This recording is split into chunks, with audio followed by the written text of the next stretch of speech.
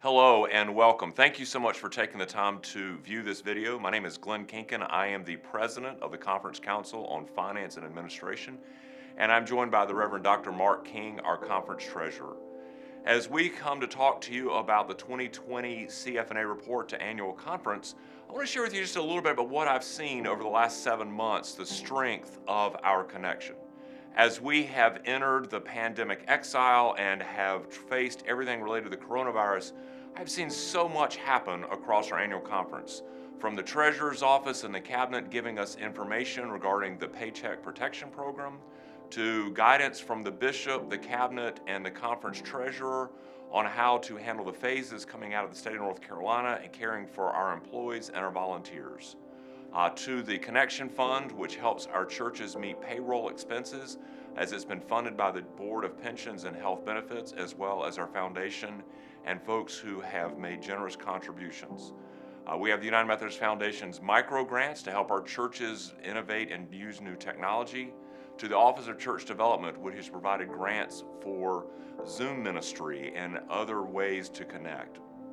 The resourcing by the Cabinet, conference staff, and ministry teams in the areas of leadership development, missions, justice and reconciliation.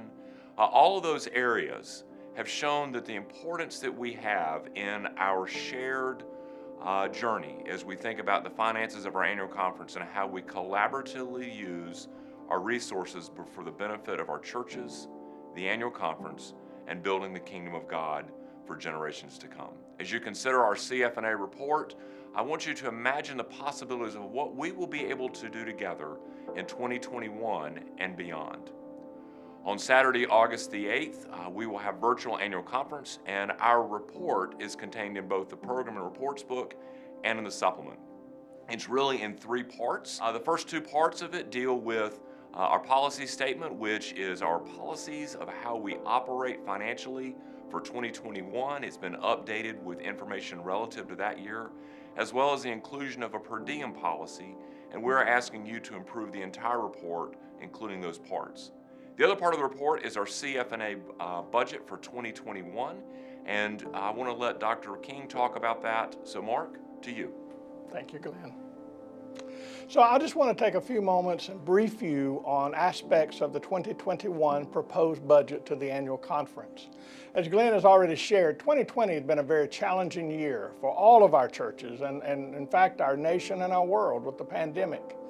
We have seen our receipts here on the conference side for 2020 reduce or diminish some 24% from 2019. And yet we're still able to do ministry. We're still watching every penny that comes in and every penny that goes out. In fact, we instituted upon CFNA's authority a spending freeze for anything that's not related to salaries, benefits, contractual obligations, and things that are required from us. And yet I still see, as Glenn shared, a great deal of ministry taking place. On this environment, it really was a struggle to devise the 2021 budget. I think we put one together. It does have some readjustments. It has some significant reductions.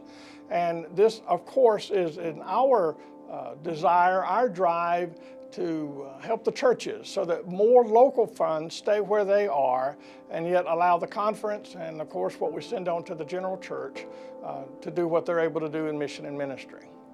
So for the conference portion of the 2021 budget, it is $8,651,345. This is a decrease of 15.7% over the 2020 budget. That's a total of $1.6 million that we're finding to send back to the churches. The total 2021 budget, including the conference and what we send on to the general church. Remember, the general church apportions to the conference its aspect of the budget, and therefore we include it in ours. And then when we do our calculations to the local churches, it is included. That total budget for 2021 is $13,774,745. That's a decrease of 15.5% now over 2020, a little over $2.5 million. I think that's a dramatic reduction.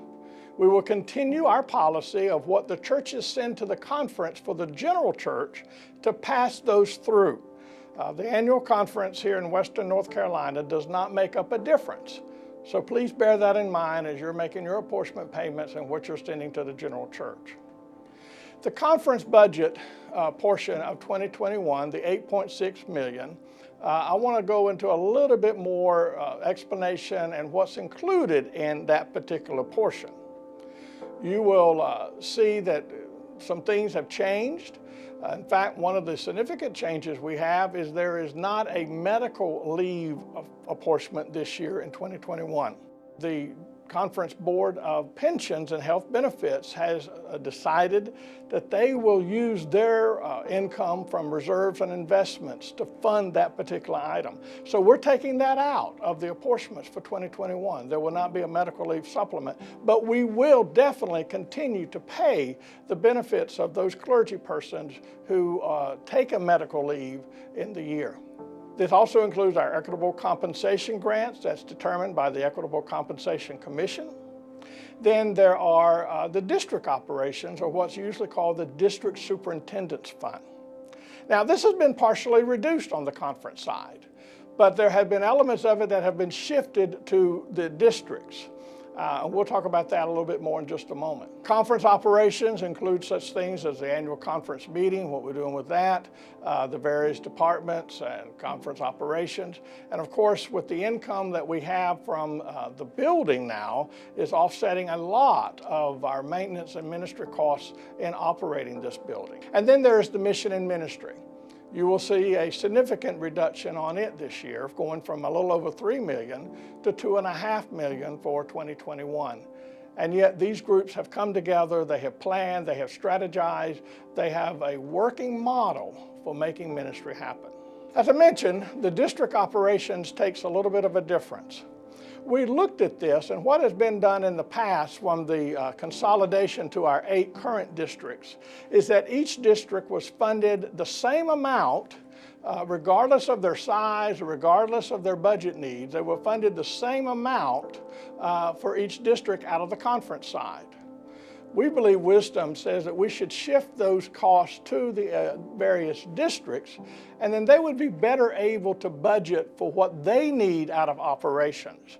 This will add a 4th apportionment. We're calling it the District Administrative Fund.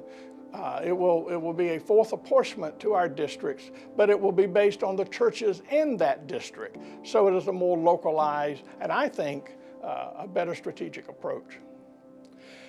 The superintendent and staff compensation remains at the conference level, and that's the majority of what the district superintendent or the district operations fund will now have. Now, I want to be fully transparent with you. We are shifting some things. We're not eliminating them.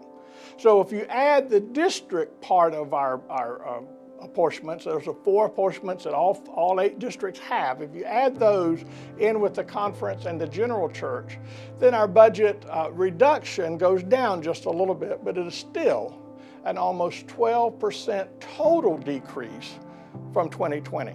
We are seeing reductions coming from the general church, and so we've been able to apply those as well to this 2021 budget. As far as conference support, you will see this in Schedule 1 of the Program and Reports book.